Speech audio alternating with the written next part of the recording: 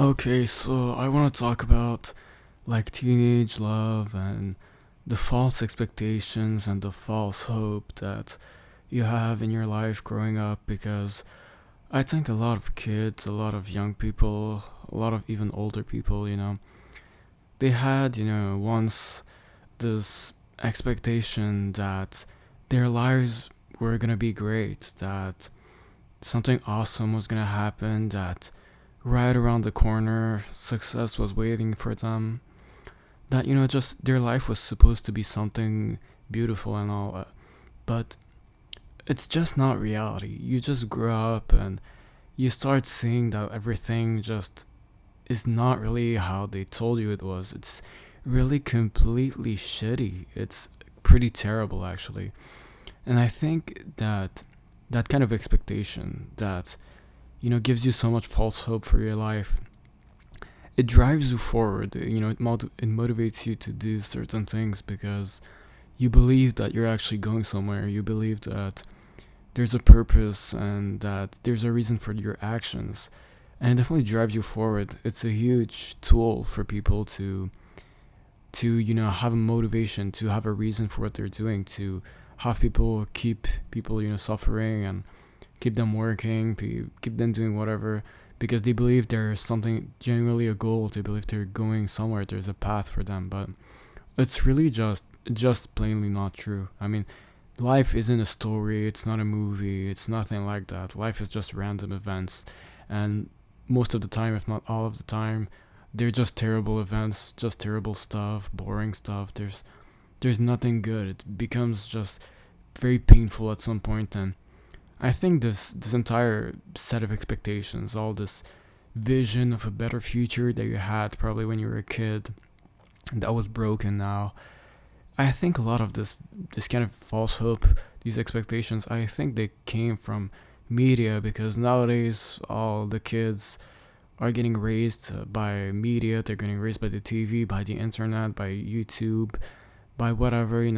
YouTube is probably the fact that they grew up seeing Mr. Beast and all these YouTubers. That's probably the reason why YouTuber is the most popular job for kids, because that's what they want to do. They saw all the good in that and they genuinely wanted to be that. I mean, they thought it was possible. That was their dream job. How many of them are actually doing that? Not a lot. And all these expectations that came from these movies, from all these, there's a certain kind of movie that I think has so heavily contributed to this idea of teenage love that people talk about. I'm very kind of suspicious of this because from what I've seen, there's no reason to actually believe that it's going to be such an awesome thing. It's really just like any other encounter. I get that there's a lot of value in kind of having a formative relationship that, teaches you about life, that sets your expectations, that, kind of transitions you from a boy to a man.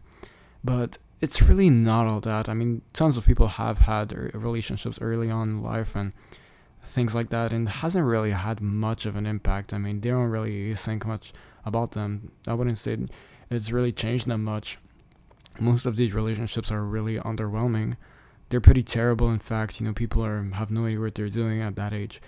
They're not anything so crazy, but I think a lot of people have this vision of it. They have this idea that these kinds of relationships are just so beautiful and so awesome, and they missed out on them, and there's something valuable there, which there might be. There probably is, to a large degree. There is something valuable, but I don't think it's as serious as people say it. People have just watched so many of these movies, like, I'm sure you know the kind of movie that I'm talking about, where they give you all these moments, they show you exactly how the life of a young person is supposed to be. And you start dreaming, you start imagining, you start internalizing and seeing, the vision of what could have been. But it's sadly not true. It never happened.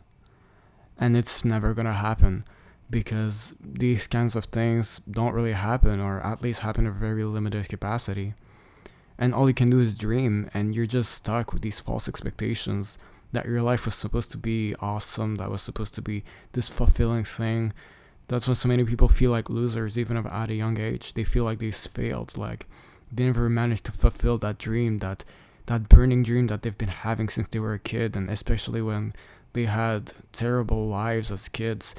They just wanted to escape. They had this fantasy of escaping their shitty lives to experience something so much better, being the person that they should be, and justifying all the pain that happened in the past by some grand, happiness, some grand achievement, everything they've ever wanted happening to them.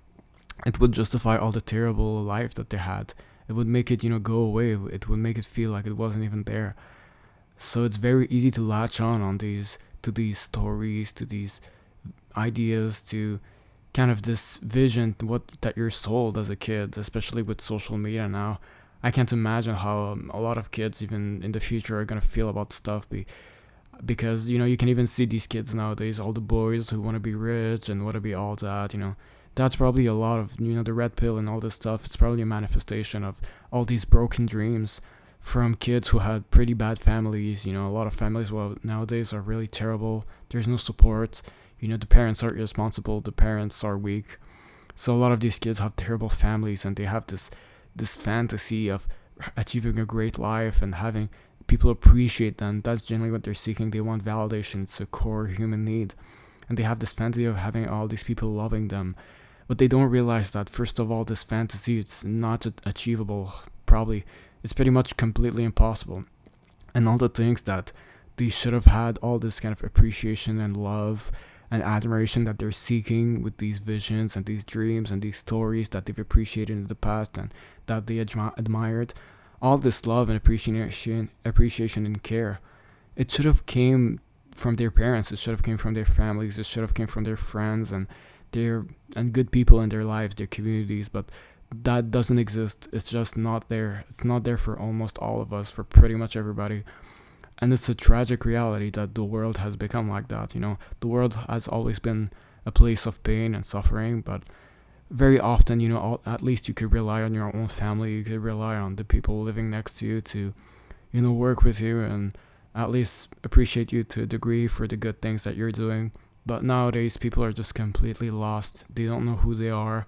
Don't know where they're going, and all they have to latch onto, all they have to keep some hope in their hearts to fuel them to do anything is, these very nostalgic, these kind of very, these visions of what media told them that, this beautiful life that was sold to them. These, I imagine a very kind of precise kind of movie. You probably know what I'm talking about.